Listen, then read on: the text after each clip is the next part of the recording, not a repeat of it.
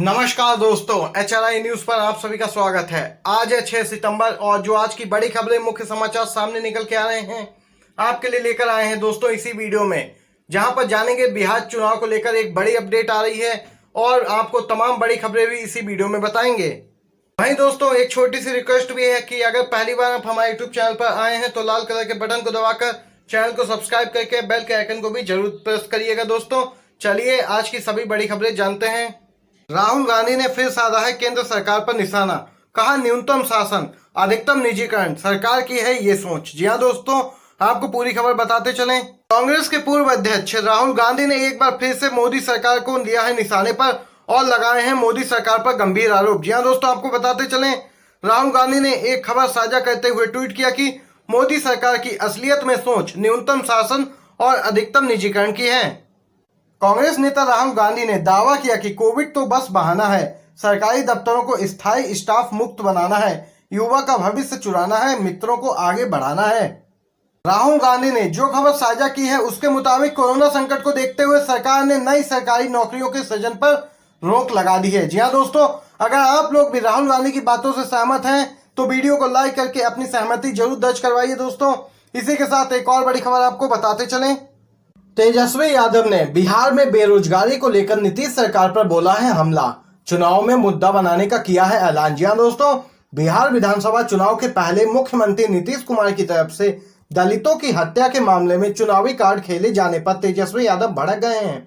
इसके जवाब में विधानसभा चुनाव से ठीक पहले नेता प्रतिपक्ष ने बेरोजगारी कार्ड खेल दिया है।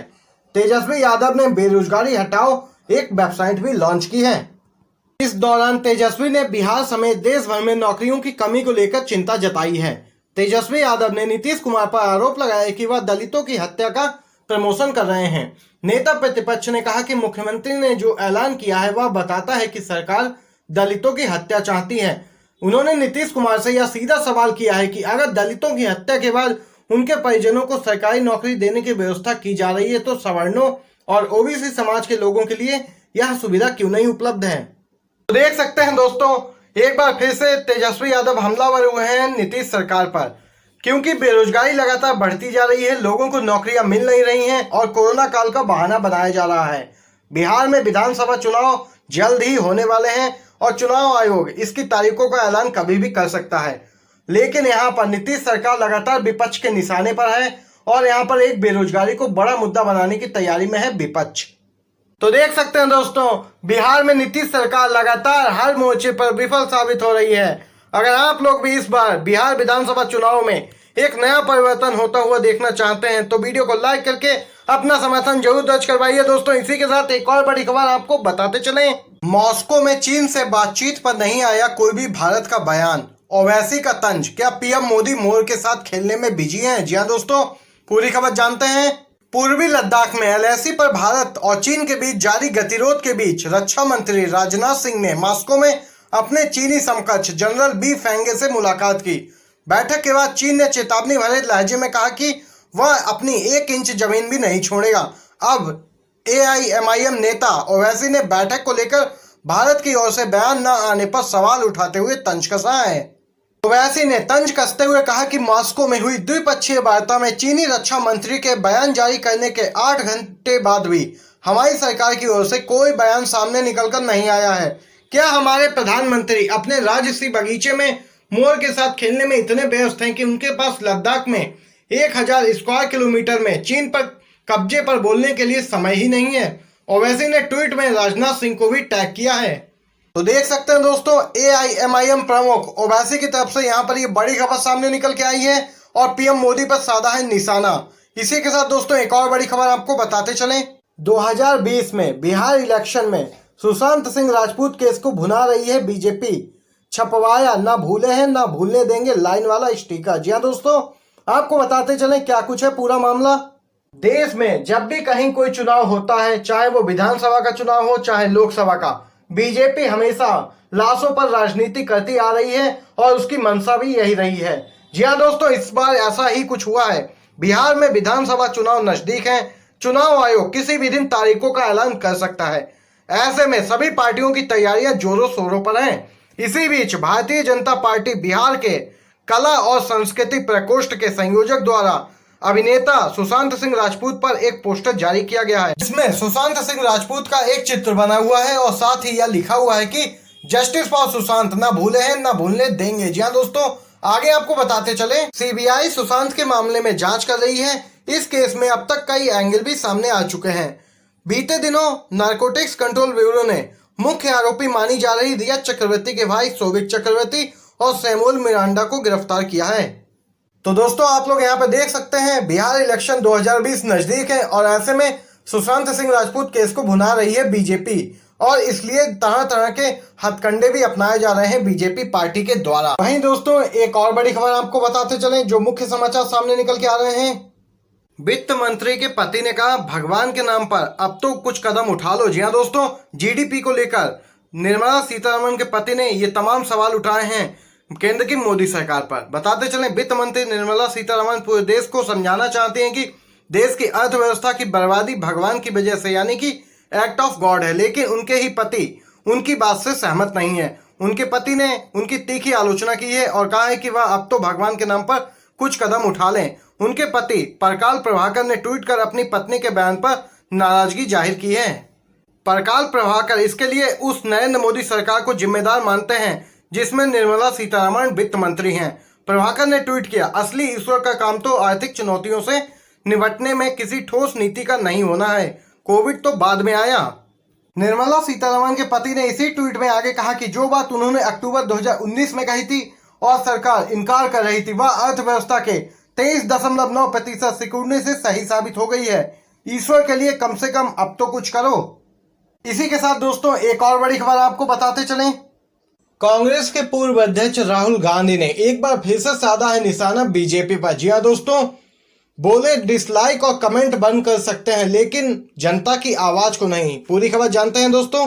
कांग्रेस नेता राहुल गांधी ने बीजेपी के यूट्यूब पर डिसलाइक बढ़ने को लेकर तंज कसते हुए निशाना साधा है। राहुल गांधी ने लिखा कि बीजेपी वाले डिसलाइक और कमेंट तो बंद कर सकते हैं लेकिन आपकी आवाज को नहीं।